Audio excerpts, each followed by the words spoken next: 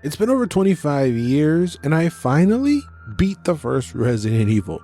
I've had a little gaming FOMO and it's been in the shape of a Jill sandwich. I kind of started to get into the whole Resident Evil situation. From 4 I moved on to 5 to 6, Revelations 2. I did skip these goofy on-rail ones for the Wii. I should have skipped Operation Raccoon City. I played 7, I played the remakes 2 and 3. I've even made a video on this very channel about Village, and I'll leave it for you right here if you'd like to go check it out. So as a gamer, I always think, how can I have played all these games and skipped where it all started, Resident Evil? And I thought the Resident Evil Origin Collection gave me the best shot to do so.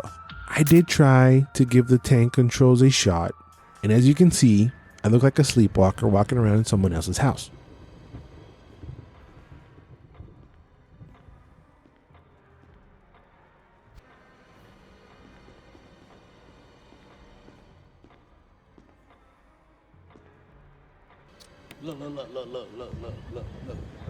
Look at this. Somebody come look at this. Look at this. Somebody come and look at this. Man, I tried to be a true gamer, but my brain just doesn't work that way. So really quick, just to be able to play this game, I switched the controls, and at least now it looks like I kind of know what I'm doing. So now that I get situated, let's get into the story. Just in case you have no idea what it is about, the game starts in a helicopter ride outside of Raccoon City. After losing contact with the Bravo team who are investigating some murders, Alpha team touches down to investigate where the hell Bravo team at. Upon landing, Alpha team is attacked by a pack of rabid doggies. Then our pilot ditches us. Now, depending on who you play as between Chris or Jill, either Barry or Chris will be missing from the team.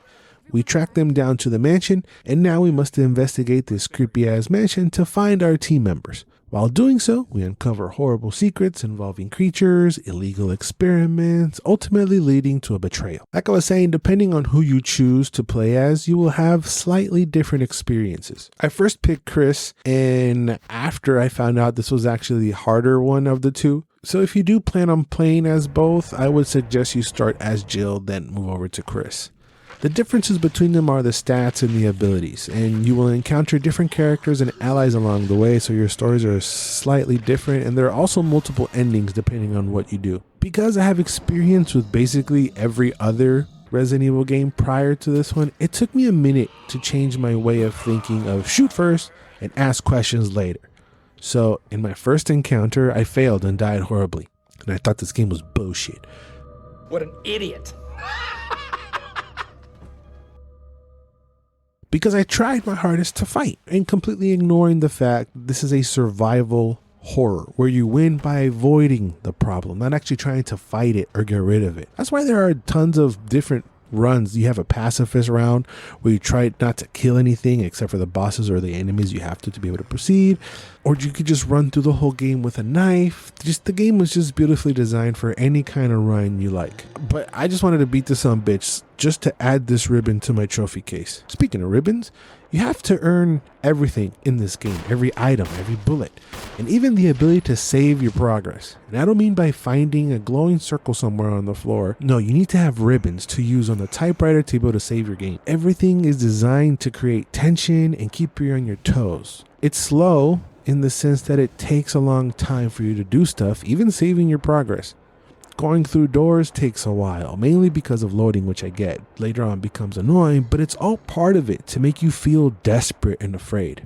From the fixed camera angles, hiding just out of reach what lurks around the corner, forcing you to tread lightly. Especially early on when you have a lack of powerful weapons and the mansion for you is just a maze. Even when you think you're comfortable because you've been in this room 1,000 times, when you least expect it, bam! Another creature's entered the chat, and now you have to deal with it. Either trying to dodge it and run around it or shooting at it. The shooting mechanic is also designed to instill discomfort. It works, but I never felt quite confident about it. You just kind of have to aim at the main vicinity of what you want to hit and pray that you're close enough to hit it. It doesn't feel like an exact science either. How many licks does it take to get to the center of a zombie? Who knows? Just keep swiping your knife at it. But like I said, this keeps that tension going. You can shoot the zombie 2 to 4 times and it goes down. Sometimes you just hit him and hit him and hit him and nothing. So you run away all pissed off because of all the bullets you waste. Enemies get scarier and scarier to maintain your guard up, which is, I feel, what is missing from some of the newer games. That once you know how to do the boom booms, you just run around blasting things in the face and your fear level dips a bit. Not here, you literally can't afford to. Item management is also stressful, making sure you have only what you need and not a single item extra, or you will be forced to either get rid of it, drop it where you stand, or find a safe room to put them in your item box. I think you need pretty good memory to remember what goes where and where it was that you saw the thing. I don't feel like this is a game you can put down for a week or two and try to come back and remember exactly where you had to do. At least I couldn't do that, but it's designed so well that if you're in one sitting, it's pretty easy to figure out all this stuff. Audio design is awesome as well. It can either add to the stress or provide comfort in the case of the safe house with that banger tune. Once you hear this, you know you're safe, and there's like a weight that lifts off your shoulders.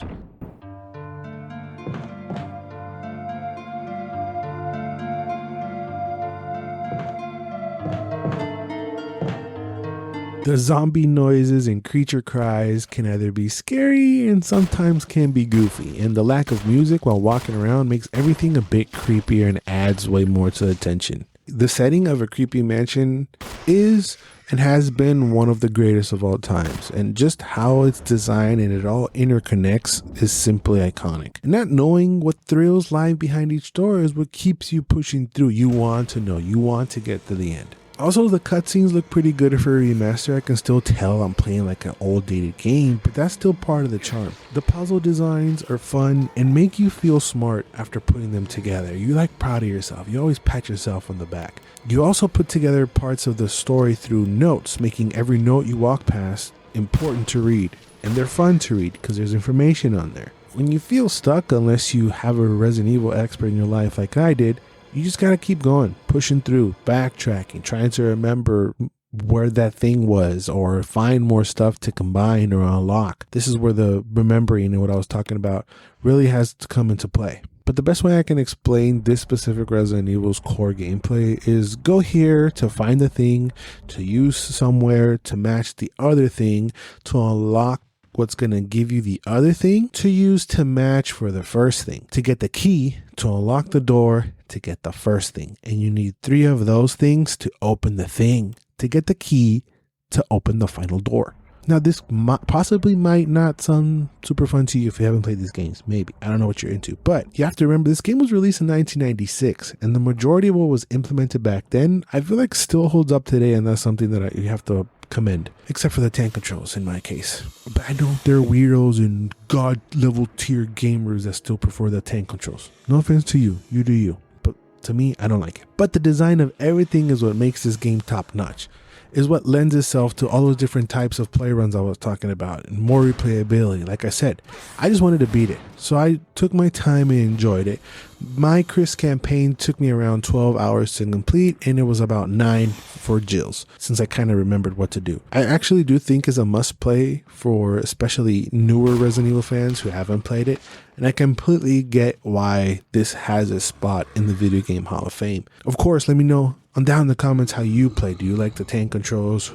Which run do you like better?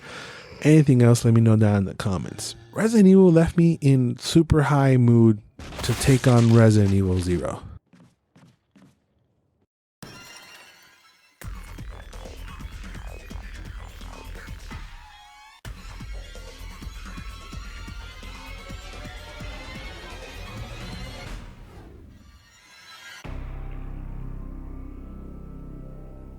The game originally released in 2002 for the GameCube and basically follows the origin of the outbreak, and it is set up right before the events of the first Resident Evil. But this villain felt super forced to me, and instead of adding anything cool to the lore, I really felt like it cheapens it.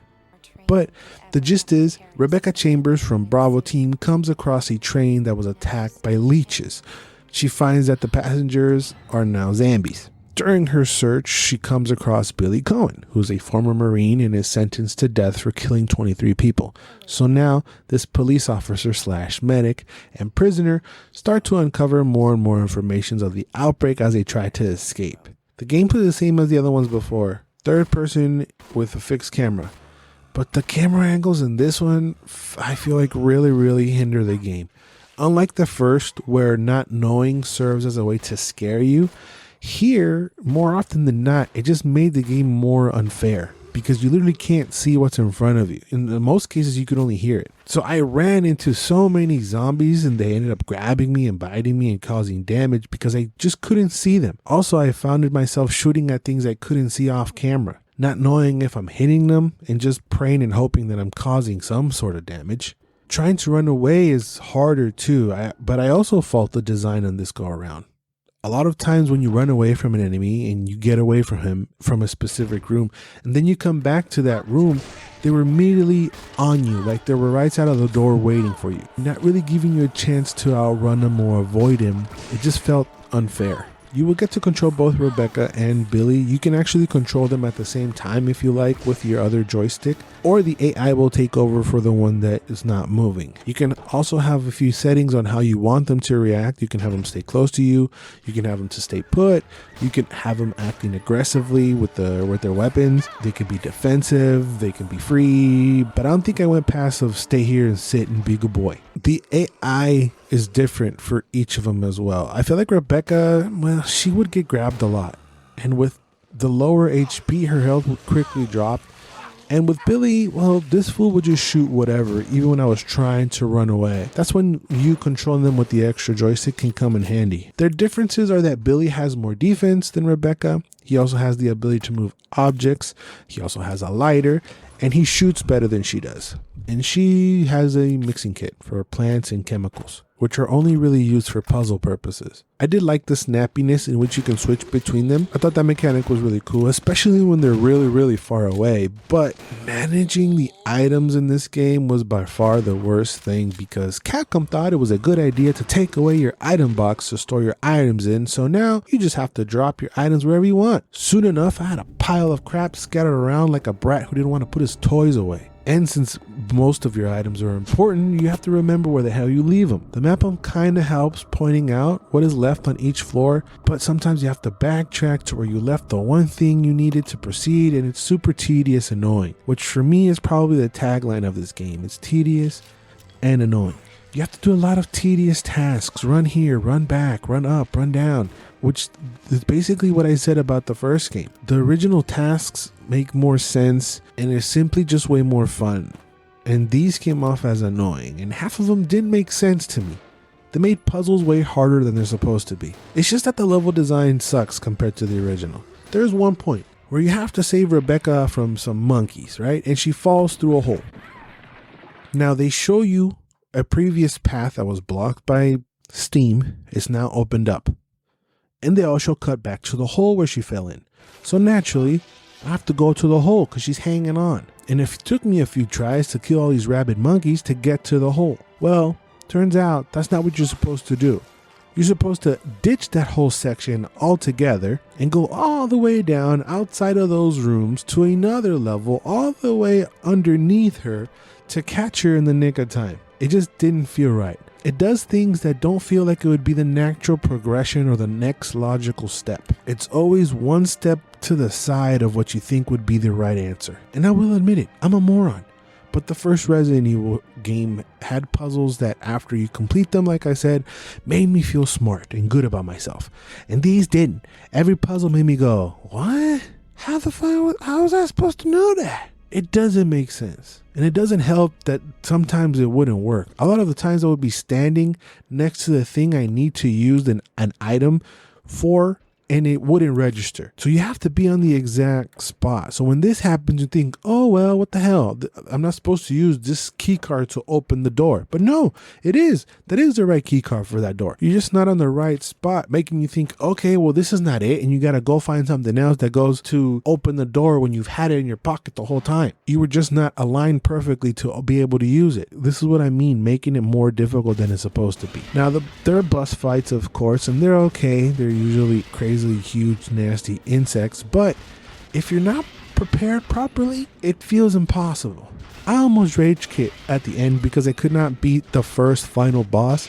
You know, it's still Resident Evil, so you have to fight the boss 3 or 4 or 5, 6 times. And I had to basically beat this fool without taking any damage because to get there, I went through hell. So when I did eventually was able to do that, and I moved on to finish the game, I was left with more of a feeling like I had just completed a really annoying chore rather than something fun.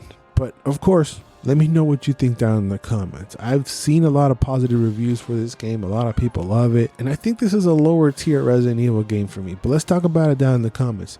What do you agree? What do you disagree with what I'm saying? About this one, about the first one, about the origins, about any Resident Evil game? Hell, feel free to school me and tell me whatever you want. I'll be down there to talk to you. Thanks for watching, and remember to always and forever, you do you. Rebecca! Are you all right? Yes, thank you.